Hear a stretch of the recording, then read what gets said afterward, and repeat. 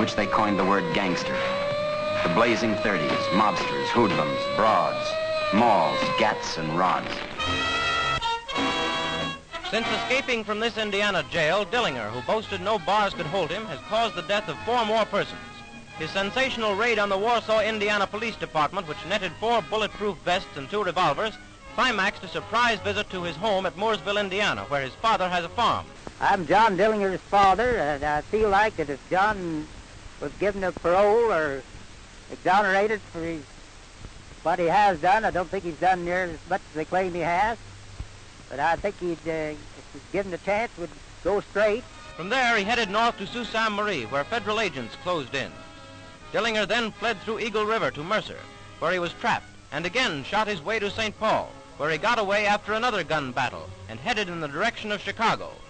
Dillinger the killer, whose days are numbered.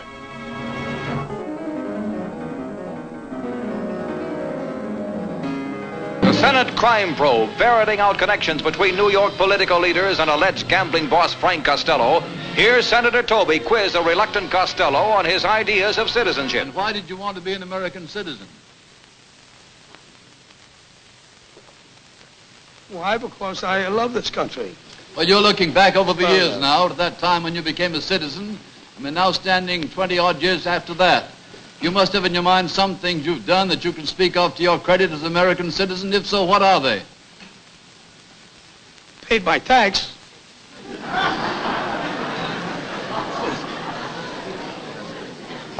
Mr. Halley, all due respect to the Senate, which I have an awful lot of respect for, I'm not going to answer another question. You just says I'm not under arrest and I'm going to walk out. Defying the threat by Chairman Kefauver of Senate arrest and a contempt citation, Costello does walk out.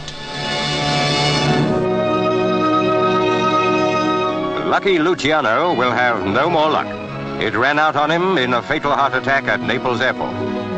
But the czar of the vice rackets, as he was called in his New York days, had enough admirers left to give him a good funeral. One touching tribute read, "So long, pal." It was from Joe Adonis, an old associate. Adriana Risso was to have married Lucky. Pictures of ex-gangsters present were shot by U.S. narcotics agents. This was resented. When Luciano finished his prison sentence in America, he was deported back to Italy in 1947. Now his body was taken to the English cemetery. We shouldn't have been offended if they'd chosen another one.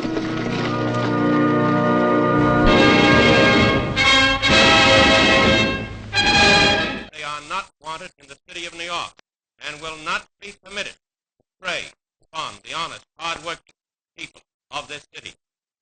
If crooks, thugs, and assassins believe members of this department are going to count 10 before shooting, they're seriously mistaken. The order is reversed. Where criminals are concerned, we will shoot first.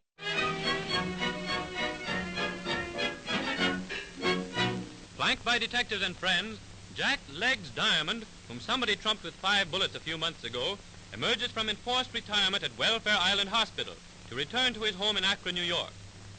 So he climbs aboard a train to take himself for a ride to what he hopes is safety. Al Capone is dead. The Scarface Capone, the central figure in these groups, made $100 million in 1 year out of Chicago rackets. As well, he ran racetracks, dance halls, gambling dens, roadhouses, and illicit breweries. Very occasionally, the police stepped in and broke up a tiny part of his empire. This was his brewery. But mostly, he bribed his way out of trouble. Secure behind his bulletproof waistcoat and 7-ton armored car, he was king of the underworld. From his vast profits, he built a palatial refuge in Miami. They caught him at last for income tax evasion. He was released after 7.5 years at Alcatraz, suffering from a mental disease. Death came quietly to him in his bed.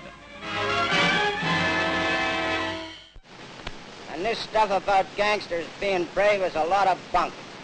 They're all yellow. They're all afraid to be alone for a minute. Take it from me. I know it don't pay in the long run.